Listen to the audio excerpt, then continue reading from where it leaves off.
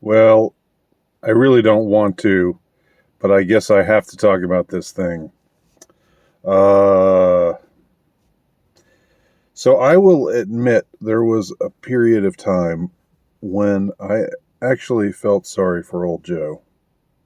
I mean, I know we're living in an era where compassion is absolutely verboten um, for anyone who doesn't see the world the same way you do. They have to be just relentlessly demonized all the time. But uh, but I was actually uh, finding myself breaking free of that of the restrictions that have been imposed on me by this era of intense partisan malice. I actually felt sorry for Joe. That didn't mean that I was that I liked him any better, or that I was felt more positively towards him as a person or as a president. But when when all the stuff was going down with the Taliban just spreading across Afghanistan like butter being spread on a bagel, uh, um, and it was happening so quickly, and it was so terribly bungled, and it was so obvious that this incompetent, drooling, senile old man just didn't know what the hell was going on. He even in one press conference led by saying, I've been told that I have to talk to these reporters, and I'm going to start with blah blah blah, the first that's on his list. So he actually admitted to being handled. He actually admitted that he doesn't know what the hell he's doing, and that he's being directed to talk to people in the press who are going to be, just lob him softball questions, and he can't even answer the softball questions that well, you know.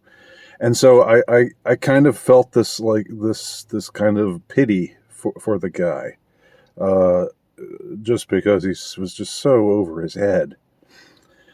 And then 3 or 4 days ago, he had to go and ruin it.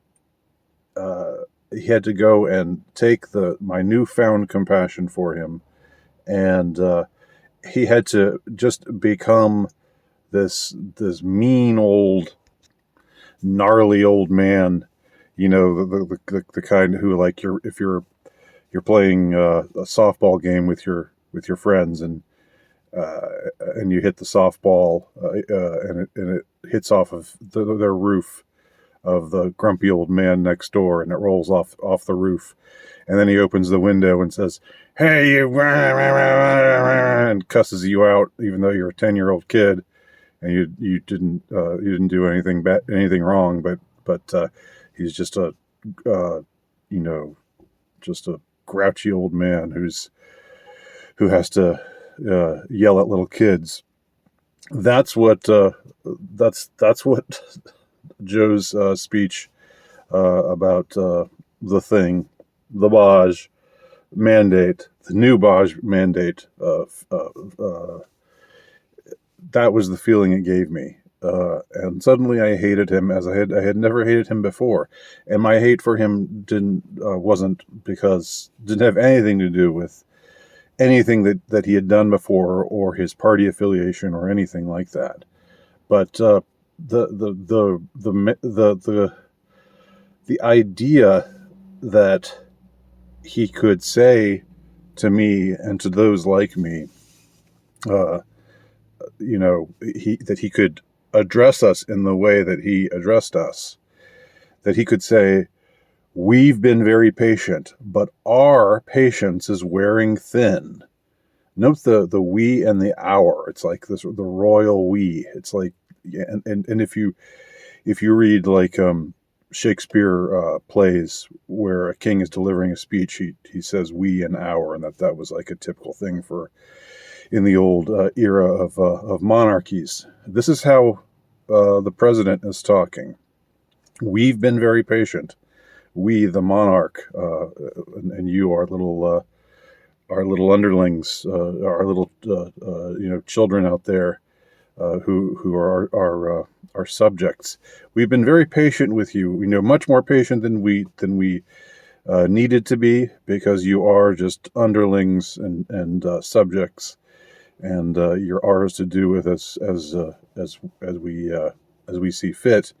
But we've been nevertheless very patient with you, just because we're such good people. We are such a good monarch here, but our patience is wearing thin. I mean, aside from, I try not to just have an angry response to things that elicit anger. This, of course, elicited anger from me, but I was also trying to think, has he been directed to use this language? Are we just seeing the dementia, the nasty side of his dementia come out? Or was he, were his same controllers, his same handlers, the same ones who told him the reporters that he could talk to and the ones he needed to avoid? And he exposed that to the world, because he didn't know what he was doing, and didn't know what he was saying, and didn't know what his name was, and didn't know what year it was. Was it his handlers who told him to address us, the great unwashed, as it were, the new scapegoats of the contemporary scene, the unclean, uncircumcised, unvaccinated? Was he directed to talk to us in such a manner as he did? Because that pretty nakedly puts it out there, doesn't it? What does it put out there? It puts out there that we should be fearful, that we should be ashamed, that we should, we should go back to being we should revert back to our 10-year-old boy selves who accidentally hit a softball on the neighbor's roof, and it rolled off of his roof, and he opened his window and yelled at us and made us cry. That was that's what they're trying to do. That's the button they're trying to push in us, to bring out the helpless, vulnerable 10-year-old kid in us. In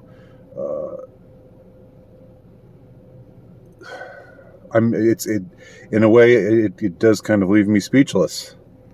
And I know I'm late talking about this, but I was in Atlanta covering the Virgin Fest thing. And by the way, I still have a couple more videos that I want to show from that event. I took a lot of footage, so I'm going to post those, I think, today as well.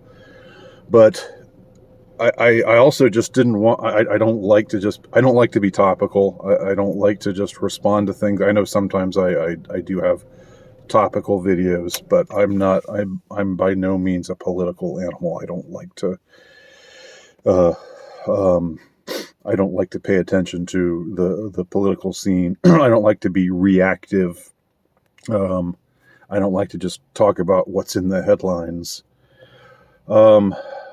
So I know I'm late to this party, but again, I think the more chilling aspect of Biden's scolding, grouchy old man tyrant speech, "Get off my lawn, you damn kids, or I'll take a needle and stick it in your arm and fill you up with toxic sludge." The more chilling aspect of it is that he was directed to say these things, that his speechwriter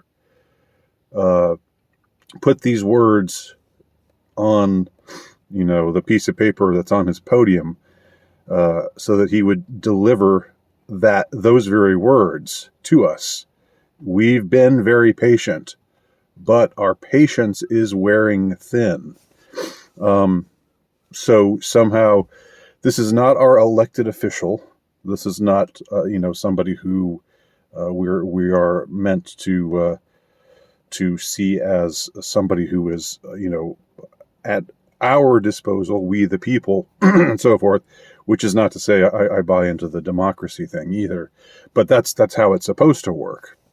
That's the notion that that's the myth of it anyway. And I'd much rather, if we're going to fall for, if we're going to believe in a myth, I'd rather believe in that one, or I'd rather go through the motions of believing in that one than this one where we have to obey the edicts, the arbitrary mandates of this executive gone haywire, this executive gone tyrannical,